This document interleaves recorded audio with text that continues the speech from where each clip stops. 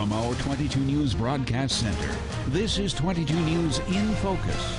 Today, why avoiding the fiscal cliff is so important to your family's budget. Here's Laura Hutchinson. Good Sunday afternoon. Welcome to 22 News in Focus. I'm Laura Hutchinson.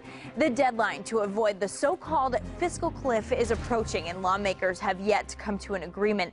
Now, lots of people are wondering what this means for them. So that's where 22 News in Focus comes in. Today, we'll hear from Richard Neal, our Western Massachusetts congressman, about what's happening in Washington and if he thinks they'll strike a deal before the deadline. He'll also tell us what they're talking about during their negotiations.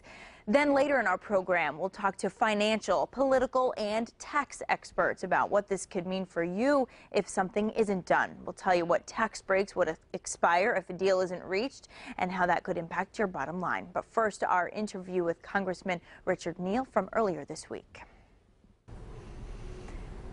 Congressman Richard Neal, thank you so much for joining us from Washington. Pleased to be with you, Laura. Thank you. Listen, there are a lot of people worried about what will happen if this fiscal cliff is not addressed, if lawmakers don't vote on something soon. First of all, just talk to us about how close you are about striking a deal. Well, I think the negotiations are ongoing. As you know, even when the principals, the President and the Speaker of the House, are not going back and forth, the staff are certainly engaged. And they understand, as the architects have laid out the construction plan, that this is where the deal will have to go.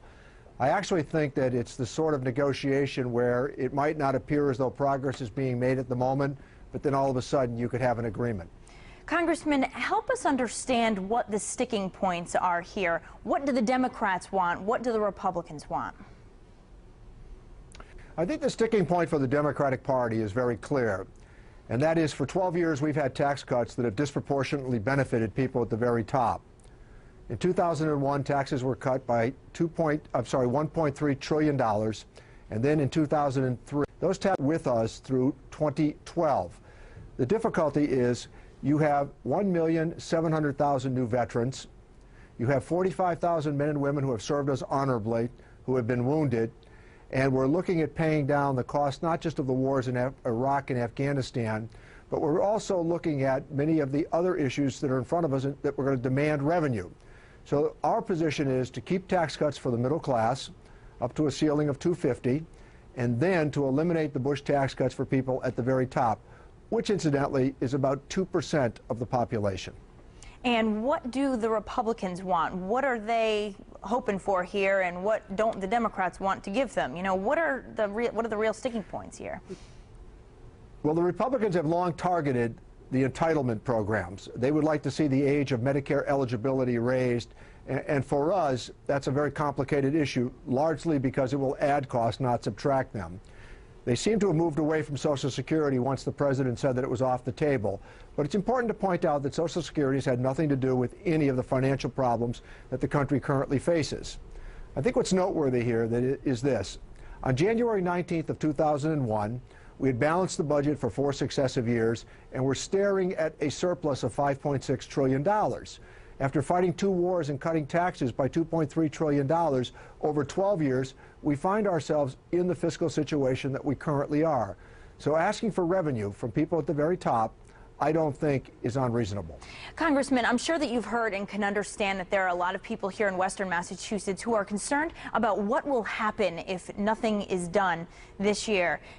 Is there a real reason for concern? Do you share those same feelings with the people here? I certainly think that reaching an accommodation here is very important.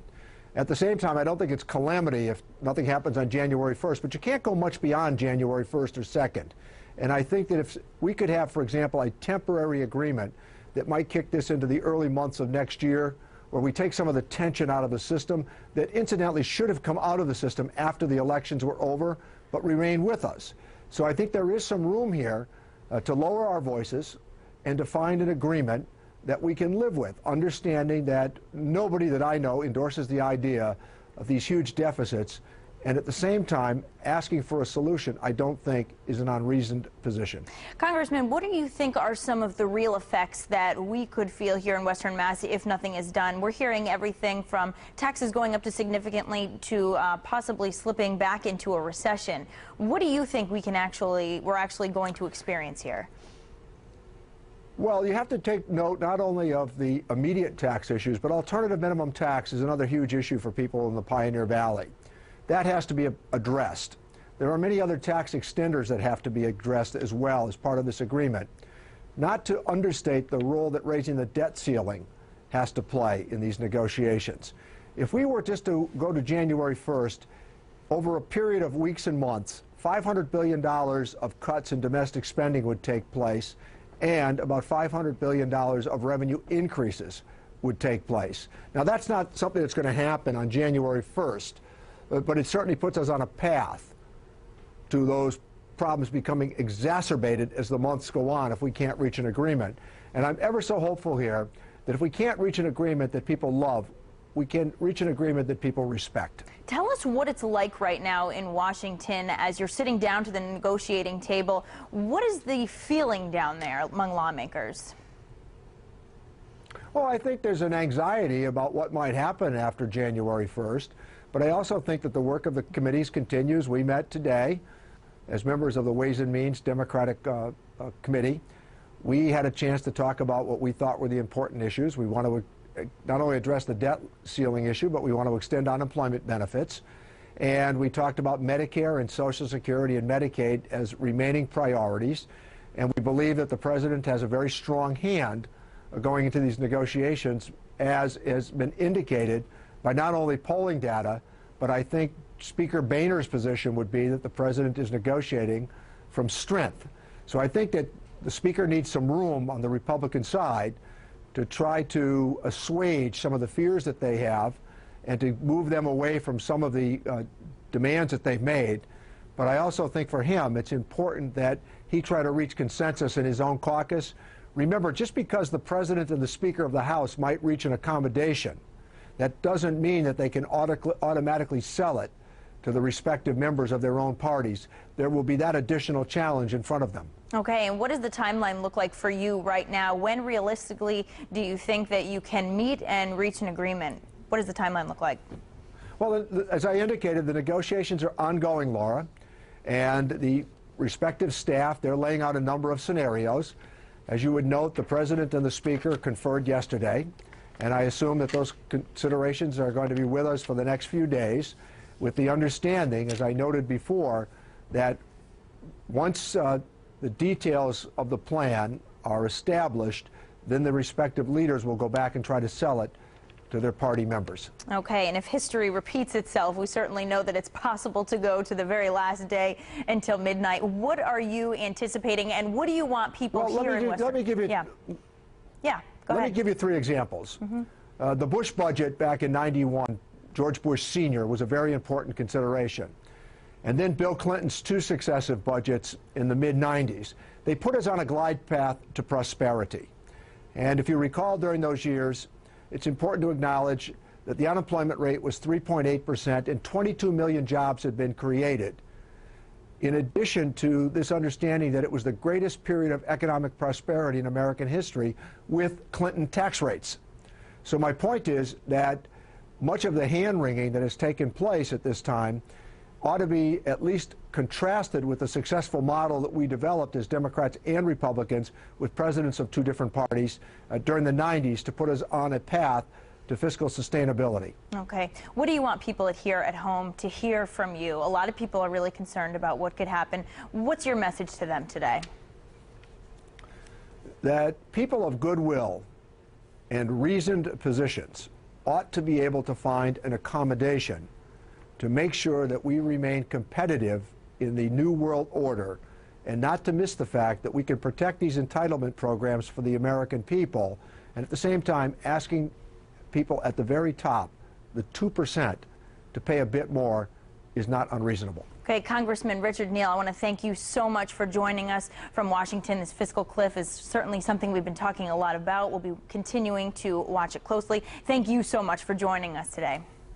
Always nice to talk to you, Laura. Thank you. And we'll talk to experts about what you should expect if a deal isn't reached. Stay with us. You're watching 22 News in Focus.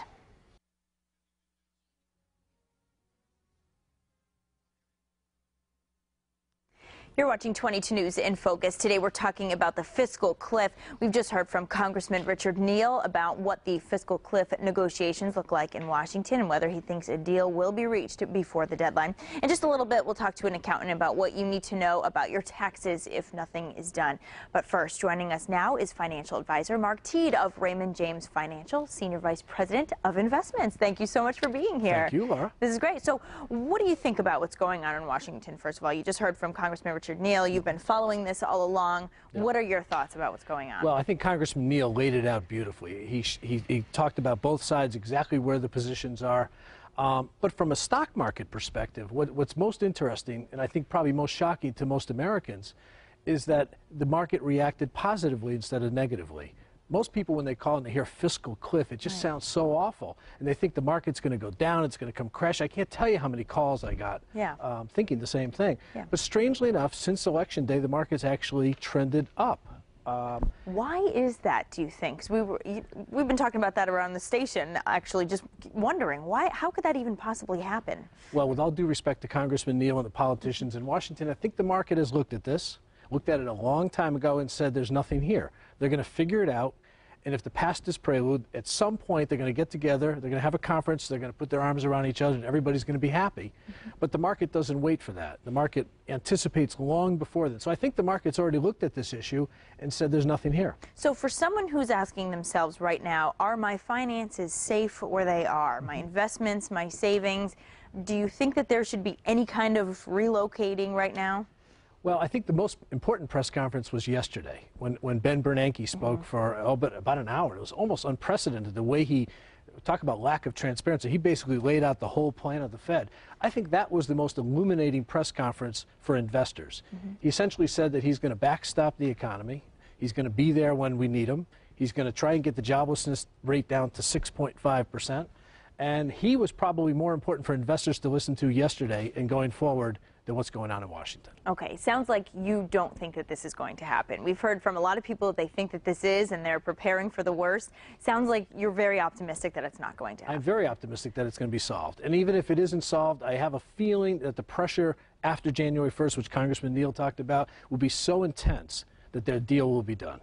He was talking about possibly extending it, so, signing something temporary just to, buy themselves a little extra time. Do you think that the market would react in any kind of way just by a temporary, would that sort of give the sign that there is no there's no resolve here, that they haven't come to the solution? Well, if Speaker Boehner gets out and says we've decided to push this off until April 1st, I think the market might react positively to that, which means we're going to get real serious tax reform. I think what most market watchers are worried about is that we'll just kick the can down the road a little bit and we won't get entitlement reform, we won't get spending reform, we'll get some sort of discounted version of a deal. I think most people in the markets are hoping that something really substantive will happen next year. I don't think anyone's optimistic that they'll ever agree, though. Where do you think that they're going to make some of their changes? From your experience watching this, what are your thoughts on how you think this is going to end up playing out? It's kind of like the beer commercials of the 80s. Tastes great, less filling, and they never agree. I know. I don't think we're ever going to get the two parties to agree on anything, but a compromise is the most beautiful thing that could happen, where both parties sort of agree on things. I think the tax rates will probably go up. I don't think Speaker Boehner has a strong hand on that. But I think we're going to get some sort of entitlement reform, because if we don't, you're going to have economists on later, but the charts, if you just look at what's coming down the road, something has to be done. Let's just say that this happens, I mean, well, let's hope not, but let's say it does. What should people expect to happen to things like their stocks and dividends and savings? What would you say that they should at least be prepared for should something like that happen? Something happen? If in the event we don't get a deal and everything falls apart, we probably will get a short-term sell-off. That's probably natural, because in our world, you buy the rumor and you sell the news. So there probably will be a sell-off. But it'll be short-lived, because there's so much cash on the sidelines. We've got Ben Bernanke now telling us he's going to backstop the economy. You've got a market that's pretty cheap anyway, and there's just so much fear built into this market from the last 3 or 4 years. Because you must remember, this is an economy that's been on life support for 4 years. It was about 4 years ago today that the Fed started to bring rates down to zero, and we've really been in stimulus or bond buying or Fed packages in the last 4 years. So I think the market will react short-term negatively for a short period of time and then start to roar after that. Let me ask you, how do you view our economy right now? Do you think that we're in pretty good financial standing? I think the economy is starting to hum along a little bit. I think what's holding the economy back is the fear of all this new regulation coming. You know, you hear that from every business person. You hear it from every industry that there's just too many new rules coming all at once and too many new taxes. I think if there was some clarity on some of those things, I think you would see this economy, like most Americans believe, this is an economy that wants to go. You can just sort of feel it. There's an energy level in America that's ready to go. And if the politicians and would just get out of the way a little bit, this could be very exciting. And I'm going to ask our guest this later on the program as well. But just, you know, when you hear it's possible we would slip into a recession if we go over this cliff, I mean, those are the words that you hear, the fiscal cliff and then the recession. Nobody wants us to go back into a recession. No. But, I mean, do you feel that we're at least in good enough stance that that wouldn't happen, that we have enough of a cushion right now? Or? Yes. The answer is yes. That's good. But, you know, no, I don't think any politician now would like to be the architect of a second recession in 4 years. I just don't think that would help their reelection campaign. But with all due respect to politicians, these are big issues, you know, that need to be resolved. But I think the chances of us going into recession, you know, our economists think are maybe like 25% going down the road, even if we go over the cliff, because at some point this stuff will get fixed. Yeah. I mean, it's always political. Like you said, they're always talking about their re-elections and all that. How do you think this current election is playing into this? Of course, this is, you know, the president's second term now. He doesn't really have that fear of needing to run again and be in that race. I mean, did you expect this from him? I mean, so is this something that sort of plays into what you would expect from someone who doesn't have to have a re-election campaign? Yeah, I guess I would expect at this point he could look at his next 4 years, the president that is, and he could really become a statesman here. He could do big things in a big way. And I think the opening is there for him to do something really significant so that he could go down in history books as somebody who solved this enormous problem that we've had, which is really deleveraging and a fear, and it's been going on for so long. He stands at the top ready to solve the problem, and I hope he does. Okay, and we do. We certainly hope that Congress can come together and come to an agreement on this. Mark Tito of Raymond James Financial, thank you so much for being here. Always a pleasure to have you. Thank you. Some great information as well. And we're going to talk taxes after this, what you need to know about how the fiscal cliff could affect you. You always want to be aware. Stay with us. You're watching 22 News in Focus.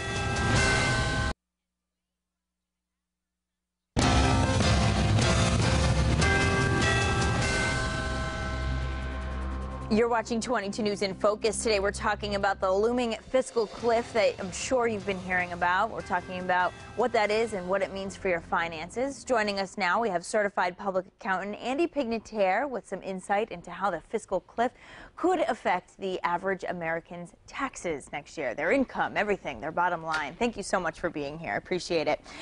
You were just explaining to me off camera that CPAs have been under a lot of pressure because this continues to happen every year. Yes, Laura. The last 4 or 5 years, it seems like Congress is at a gridlock all the time. It's not only this fiscal cliff, it's every year lately. And decisions are being pushed back and back in certain tax cases and new tax rates and different types of taxes to propose. And what happens is then when they make a few changes at the end, the tax software companies have to quickly get their tax software upgraded before it gets to us CPAs. And it seems like we're getting a little later start in January to work on personal, and a lot of business tax forms aren't approved really until early February. So it puts a lot of pressure on us. Yeah, are they going to push back your deadline too? They're talking about that this year. That there's some jokes that we might be able to prepare taxes until July, but we don't want that because we're too tired by April 15th. Yeah, you're on vacation by July. You're like, no thanks.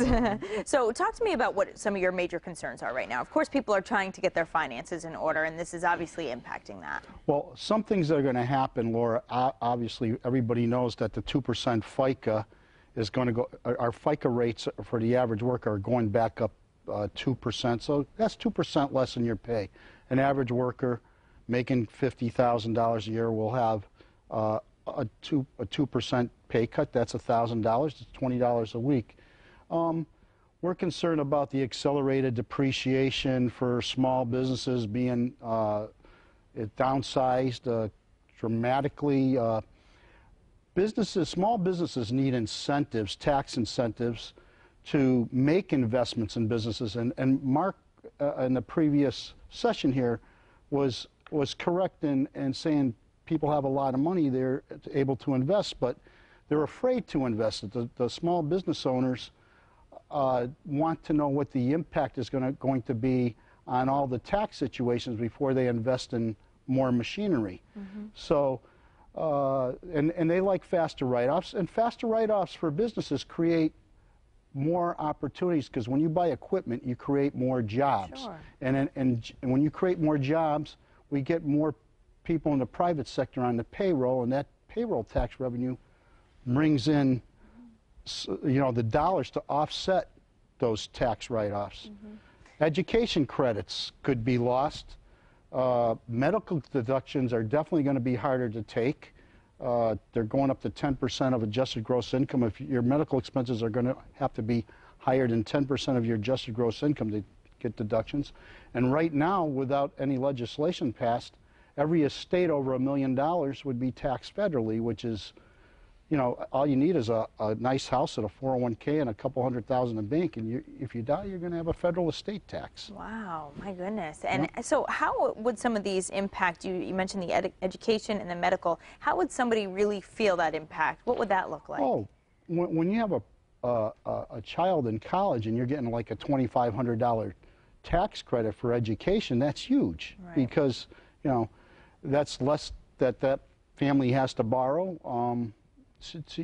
For education. Yeah, that's big. And that's less for the child to have in loans when he gets out of school. So all these tax credits do benefit the households. What are some of the other ones? The child tax credit, that's one that a lot of people That's one on the board that could be lowered or eliminated, And that's pretty significant. How does that, factor into all this when people are filing their taxes? That's a part of the... Well, again, two people are working.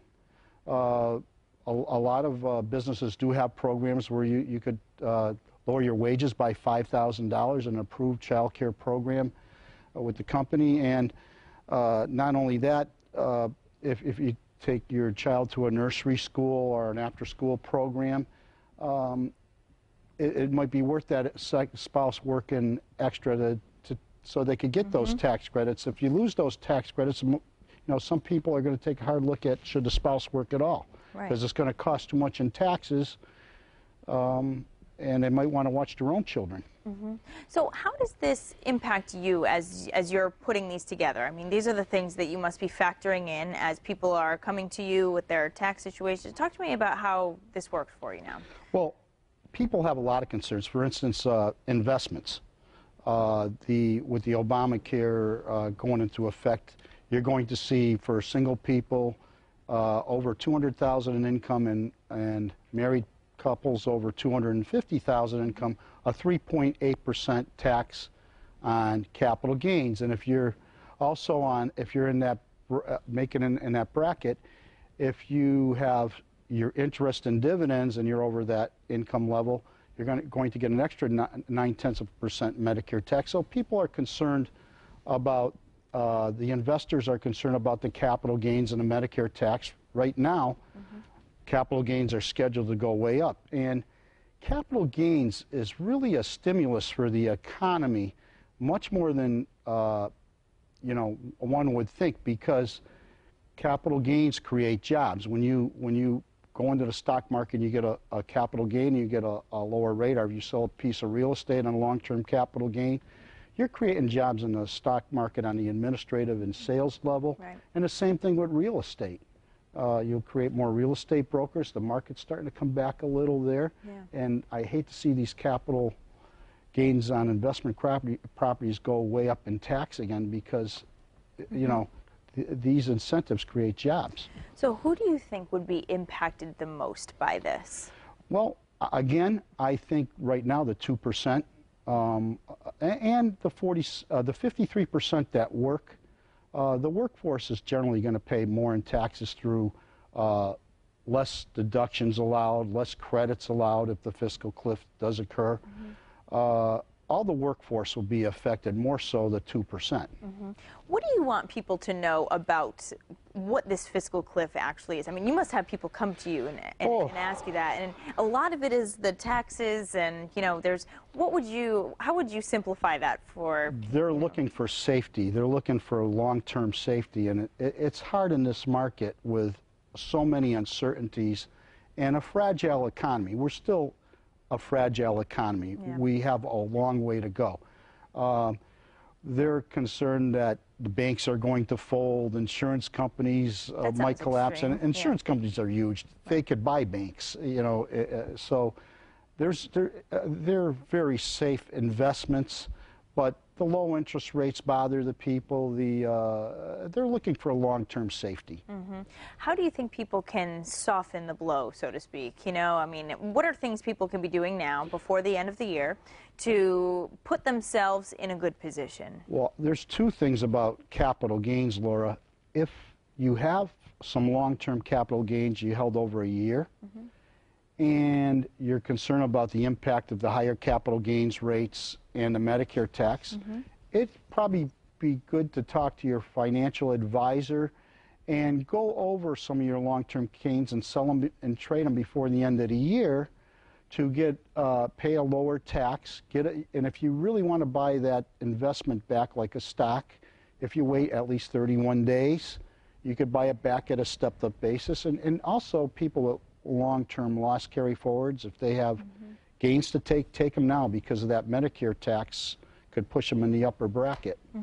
So what do you want people to know about, you know, things that they can be filing, paperwork they can be getting together, you know, ways to at least be organized for this? So if something happens and there's a change or a big change to their budget even, you know, I mean, this could seriously impact a budget, of course. One thing they should do is definitely talk to your tax preparer now. Look for every itemized deduction. If you have some excess medical expenses to pay now and you could take advantage of the deduction, take them this year. Try to, you know, take those capital gains. Try to look in programs possibly where you could defer some of your investments and try to put more into retirement accounts. If you haven't taken advantage and funded your IRA in full, or you could put more in your 401k or 403b, talk to your financial advisor and do it quick. Once you see, I think Congress will come to some last-minute decisions in the 11th hour, not to everybody's benefit. There'll have to be some kind of agreement. But once that happens, when you go and see your tax preparer during the year, ask them how you could prepare for this year. Right. And this year, of course, it's so important to make sure that you catch any of those errors, because every penny counts in these in families. And I believe you've said before that if you catch something from the year before or maybe up to 4 years past, that you can still get some of that. Up to the last 3 years filings. If you find a mistake that could generate you some tax revenue, and you're switching to a CPA enrolled agent, and you feel your prior accountant wasn't up to your standards, have your new professional look at those returns and see if there's anything that stands out that might help you get a refund. That's always great. Thank you. And what would you say to people, you know, right now, before we let you go, of course, anything that you just want to let people know about this, questions that they can be asking their preparer? What are some of those very important things that you want to bring to your professionals so you get every dollar? Well, actually, I think right now it's important for people to go over their budgets. Couples or individuals. Sit down with your financial advisor, prepare a budget on a personal level, if you know where the money's going, it'll educate you, because a lot of people don't realize that, geez, I might be spending $30 at Starbucks a week, and they never give that any thought. It might take them $40 in pre-tax earnings to pay that $30. Maybe they're overspending. How come I'm always short? I'm making $900 a week, and I feel I'm short $100 a week. Well, that accountant, you know, we work with money all year round.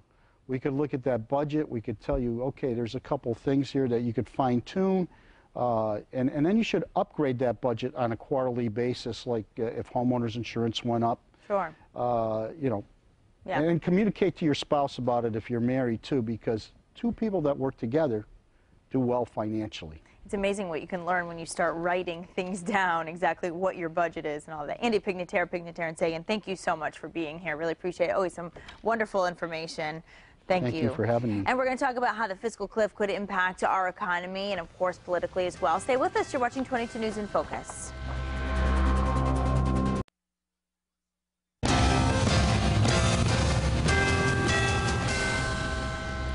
You're watching 22 News in Focus. Today we're talking about the highly anticipated fiscal cliff today. Joining us now are two economics professors who are watching closely what's going on in Washington and, of course, in the world markets. We have Dr. Mark Howard, an assistant professor of economics in the Department of Business Administration at Springfield College. And we have Dr. John Rogers, professor of economics at the School of Business Administration at American International College. Thank you both so much for being here. It's great having you. Thank you, Laura. So we spoke with Congressman Richard Neal earlier on the program. We spoke with financial advisor after that. Everyone sort of has a different take on this. So I do just want to start with people who just want to know what this fiscal cliff really entails and how it will affect us. And we've been trying to get that across throughout the program. But we'll start there. What are your thoughts on the fiscal cliff? What's happening in Washington? How are you gauging the situation? Well, I think the really important thing to realize about the fiscal cliff is it has a short-term deadline. That's why we call it the cliff. But I think there are also a lot of long-term issues involved. How do we deal with these entitlement reforms? How do we maybe make the tax code more rational, easier to follow, more equitable in a broad sense? And I think, not to downplay the importance of these specific things that have to be resolved on December 31st, and I think most of us agree they probably will be. There'll be some kind of a deal cobbled together, but I think it's also important to really it's not good to do these things with a gun to your head. I think it's good to take a long-term view, and I hope that'll be the follow-on, that our leadership will really sit down and really think seriously about some long-term solutions, because I think we do need them. And it's important to note that this wouldn't, the world wouldn't come to an end on January 2nd. These are all gradual changes, right? These would be. That's right. I would agree with what John said. I would say in terms of what the fiscal cliff is, Ben Bernanke, I don't know if he coined the phrase, but he made it pretty popular last February. And what it is would be a huge reduction in spending. And the fiscal part of it is that the government basically has two ways they can affect the economy, either through fiscal policy or monetary policy. One of the things Bernanke said yesterday was that he's pretty much out of bullets when it comes to monetary policy. And so in terms of fiscal policy, the cliff is, if it were to last a whole year, somewhere between $600 billion and, I think Representative Neal said, actually as much as $1 trillion reduction in spending or increases in taxes. And so that's spending that wouldn't be happening in the economy. And that's the massive fiscal cliff that Bernanke referred to, would be a reduction in spending. That's what we're worried about, is if the government's spending less, if people have less money to spend because their taxes go up, then that reduction in spending means people are going to lose their jobs, because businesses aren't going to have the demand for their products. And that's really the important thing, that on the demand side, the fiscal cliff is going to lower aggregate demand. There are a lot of people who are very critical of how much spending is happening in Washington.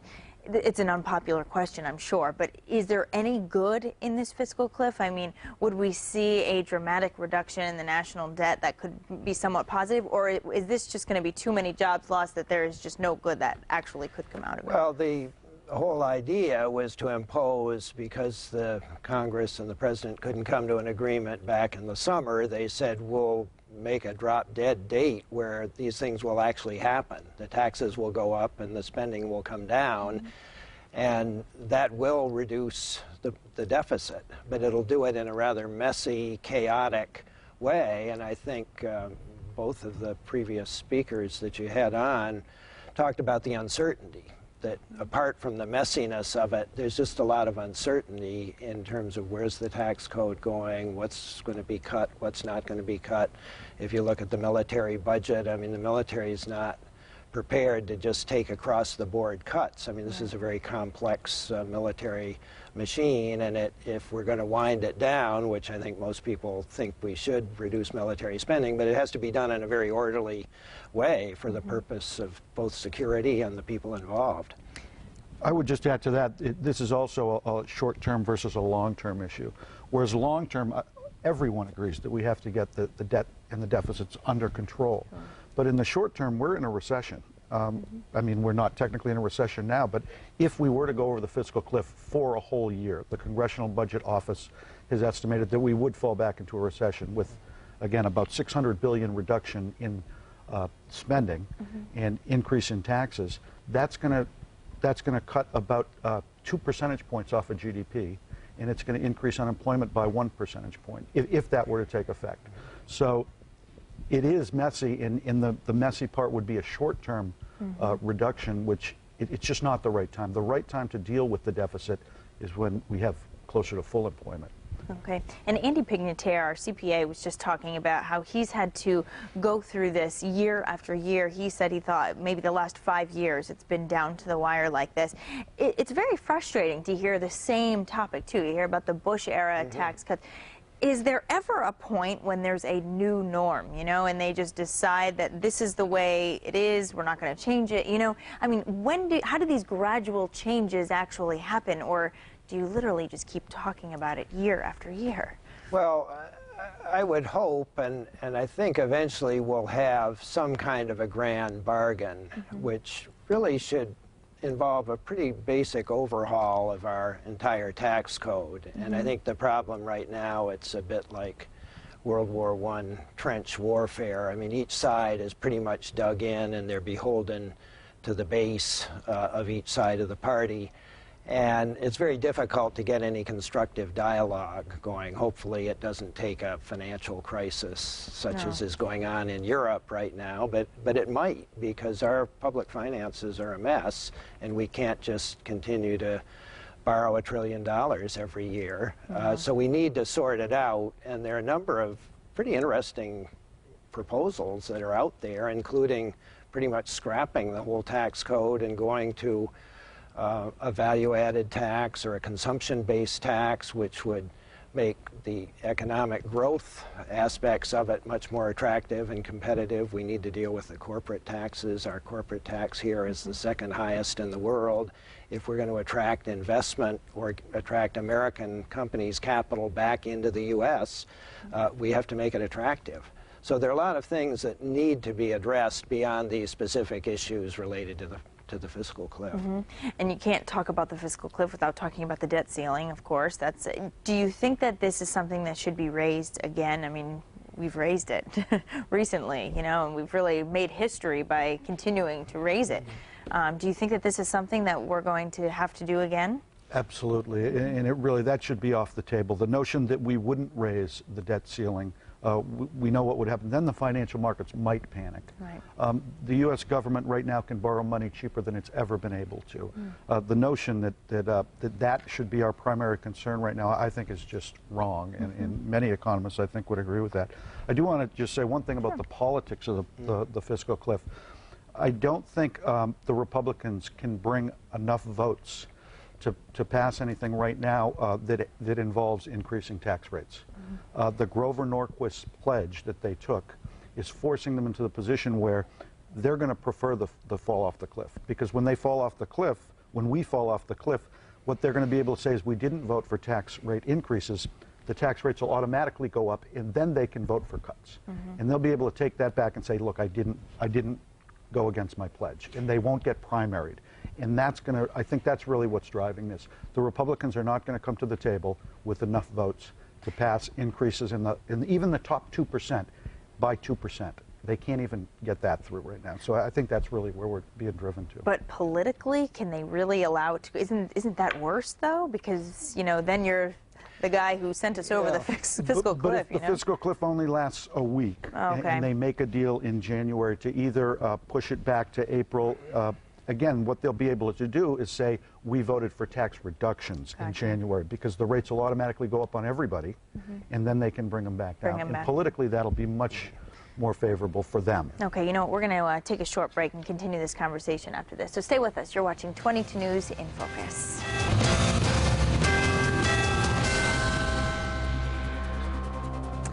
You're watching 22 News in Focus. If you are just joining us, we've been talking about the fiscal cliff. We're back here now with Mark Howard of Springfield College and John Rogers of American International College. Thank you both so much for being here, both professors of economics, and I'm sure you're talking about this in your classes as well. Students must be asking you, what is this cliff? Absolutely. If they care. No, they're pretty interested, actually. But we're, when we left off, we were talking about, if you are politically going to send the nation over the cliff for a week or so, as you were saying, or if you'll go back on what you've pledged to do, and you wanted to add on. Well, I would just agree that the politics of this are getting really complicated, and it's not only the timing, but the Republicans, for example, are saying, well, we would like to collect more revenue. We agree that we could enhance revenue, but we should do it through eliminating deductions. But then you ask, what are those deductions? And you run smack dab into the biggest ones, are the home mortgage deduction and the deduction for employer-sponsored health care. And both of them are total non-starters. So this whole political aspect, I think, has gotten pretty messy, and that's where I think maybe it would be, if we could get some kind of a short-term agreement just to avoid chaos. I think there has to be a whole nother meeting of the minds to come up with a whole new way of looking at the tax code, because I just don't think we're going to get anywhere with the type of things that are being argued over right now, other than a short-term agreement. Right. They're really digging their heels in. Which side do you think is going to make some kind of a concession? I mean, do you have any thought as to how this could possibly go, how they'll ever compromise? I mean, they're both. It's hard for me to see it, because the president ran on tax rates will go up on the top 2%. That was a centerpiece of his campaign. So for him to go back on that, I just don't see him doing that.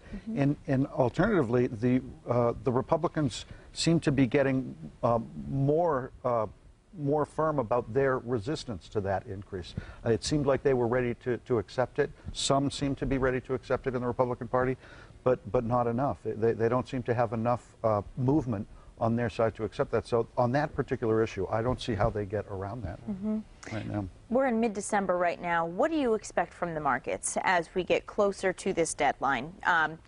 Mark Teed earlier in the program was talking about, financial advisor Mark Teed was talking about, that the markets have actually been reacting quite well. Do you see that the same way? Well, if you believe Rick Santelli on CNBC, right? He's all about the bond markets, and you would think the bond market wouldn't mind the cliff, because what the cliff is doing is lowering the deficit, unfortunately, dramatically and harshly. But it is going to lower the deficit. It would, if it were in effect all of next year, it would lower the deficit by a lot, and so they would like that. They would like to see the deficit come down. The theory would be that would make bonds more attractive, and that's what he would like to see. Again, a reduction. I think it's a pretty dangerous game, though, because international bond markets are very demanding, and I think right now they're probably betting that, hey, these fellows in Washington will work something out, they'll come to an agreement, and it will reduce the deficit, because that's what it says it has to do. If you can't get an agreement, or if the agreement is unsatisfactory, the bond markets could turn pretty quickly, as we've seen in Europe. And this is could potentially be a very dangerous situation. We've gotten kind of a pass. I don't think a lot of people realize how important it is that the U.S. dollar is the reserve currency. So whenever there's instability in the world, people buy U.S. dollars simply because that's the default position. So some people would say we benefited tremendously from the Greek crisis because it scared everybody. They went into U.S. government bonds. That allowed us to continue running these huge deficits with impunity. That party is eventually going to come to an end. And if we don't have some kind of a coherent program to tell the world, hey, we know how to get our government finances, our public finances under control, I think we have very serious problems. Mark Teed, who was on before, is pretty optimistic about the overall economy, and I think correctly so, but the overall economy depends on having some kind of bedrock of good public finance, and if you lose that, then I think you begin to lose everything. Yeah. Well, I would also say that if we do go over the cliff for an extended period of time and the markets react negatively, a lot of that is going to be because the markets recognize the reduction in the economy, the reduction in GDP, the reduction in consumer spending that's going to come with higher taxes. And that's really a realization that in some sense Keynesian economics is more important here. That on the spending side, we have to, right now, when the economy is weak, we have to maintain that spending. When the economy does come back to full employment, then we have to put in some of the very proposals that were talked about here. Economists, a wide array of economists would agree with, for instance, the value-added tax is a way to really get growth going. Growth is the answer. The way you deal with a $16 trillion deficit is you grow the economy at 3+% at a real rate, and at a nominal rate even higher than that. And that's what happened at the end of World War II. We had a higher debt to GDP ratio, and the economy grew at a rate that was sufficient to pay down that debt over a reasonable time period, 20 or 30 years. And what about consumer confidence in all of this? As we're watching this and hearing about it and worrying about it too, you know, I mean, you see them unable to come to a compromise. It's, you know, the people here in Western Massachusetts who will be affected by it, you know. I mean, what do you think about the consumer confidence leading up to this? Well, consumers actually have been they've been pretty optimistic about the whole thing, right. And we saw the results from the Thanksgiving, Black Friday period, pretty good. So certainly the stock market so far has assumed that all of this will get sorted out. We haven't seen any major correction. Obviously, if it's not, I think Mark Teed was right, we will see a correction, but the overall economy is recovering, and I think people are starting to feel that. They're seeing things getting a little bit better, and even if their own personal situation isn't really that much better, they think that it's going to get better. You're sort of coming out of the tunnel, as it were. Okay, and you were talking about potential changes to the tax code, you know, as we're going into this. Before we leave, we only have about a minute left. What changes do you think that we could see, you know, going into this? What sort of economic strategies do you think we could see incorporated into new legislation or something? I mean, I would say, and I think Mark would probably agree, that from an economics point of view, we're overtaxing production and we're undertaxing consumption. So if we could come up with some ways to lighten the burden on people who are working and on businesses in a way that's still fair and equitable and looks after the safety net and looks after the problem of these long-term entitlements, we could attract more investment and we could get the economic growth that I think is the only long-term solution. Okay, very good. Dr. Mark Howard and Dr. John Rogers, Springfield College and AIC. I want to thank you both so much for being here, offering some great information. And we'll stay tuned, of course. We'll continue to watch what happens, and maybe we'll have this meeting again later if we still haven't had something. And we're going to have the last word for you after the break. Please stay with us.